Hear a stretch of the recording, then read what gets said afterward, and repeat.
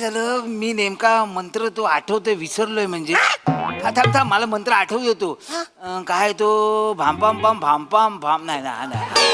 थांब थांब, हा नाही, हा कुठला आहे तो? चुपुरुक चुपुरुक पुपुरुंग पुपुरुंग, नाही ना, हा पण नाही, हा पण नाही, हा पण नाही.